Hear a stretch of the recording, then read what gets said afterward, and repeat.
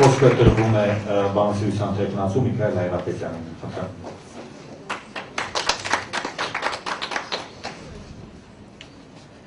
Սիրելի ներկաներ, կարծեք թե ամեն բան ասվեց, մասնավորապես պարոն Գարեգին Ջուքասզյանը հրաշալի ամեն ինչ ներկայացրեց։ Թերևս մի փոքրիկ հավելում անեմ պարոն Ջուքասզյանի ասածին։ Սա այո հերթական մարտահրավեր է, բայց եկեք խոստովանենք, որ սա քաղաքական մարտահրավեր է, քաղաքական մարտահրավեր մեր պետականությանը, որպեսզի այն դարձնեն ծայրագավառ, ֆորպոստ վերջնականապես։ Մենք արդեն իսկ դարձել ենք, պարզապես ոչ դեռ վերջնականապես։ Սա արձակված կրակոց է ուղիղ հայ տեսակի, այո տեսակի, ողնաշարին, որտեղից հետո այլևս շարունակություն չկա, որտեղից հետո այլևս անդամալույց ենք։ Ձեզանից որ մեկը իր երեխային կրթության կտար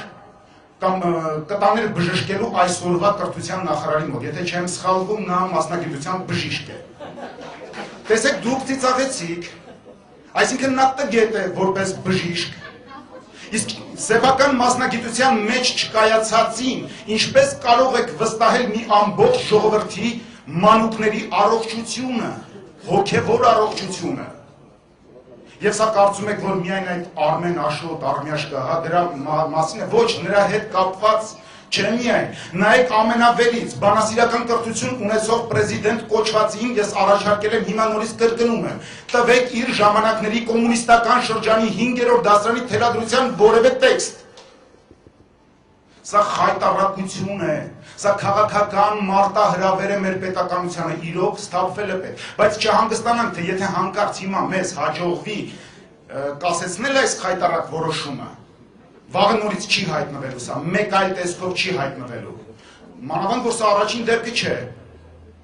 դրածո իշխանավորներ, աղքեր, կոմսոմոլ հրանուշներ, չգիտեմ ինչեր միշտ կճարվեն, որոնք մի քանի անգամ ոտնձգություններ փորձեցին կատարել մինչև այսօր։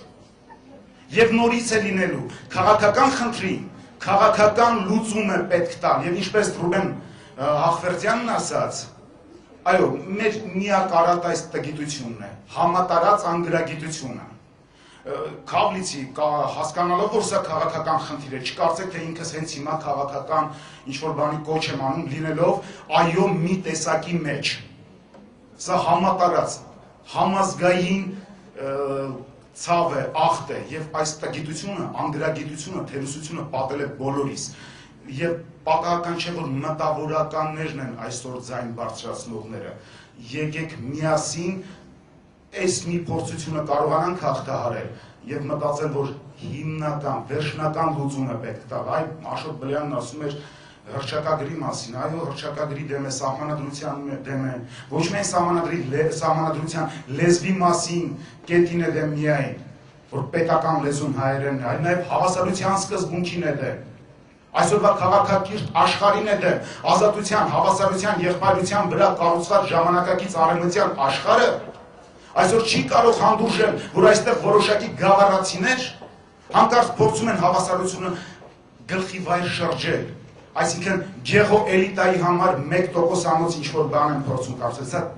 դասական գեղեցկություն է, գյուղացիություն չեմ ասում, սա դասական գեղեցկություն է իրենց էլիտար համարել, եւ տեսեք ովքեր են համարողները, տգետները, եկեք այս մի բանը, չգիտեմ, այս մի մարտահրավերը միասին կարողանանք դիմակայել, բայց իմացեք, որ առջևում, եթե հայոց լեզուն այդքան շատ կարևորում ենք, հասկանում ենք, որ դա մեր միակ ազգային արժեքն է, գուցե ծայրահեղացնում է, մեր միակ ազգային արժեքն է, ապա այս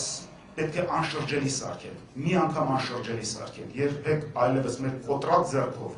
մեր ուսուցիչների սարքեցին ընտրակեղծարարներ, մեր ուսուցիչների ձեռքով մենք մեր վրա գեղեցիների, տգետների ենք կարգել։ Աստված մեզ պահպանի, եթե իհարկե մենք արժանի ենք դրան։ Շնորհակալություն։ Շնորհակալություն։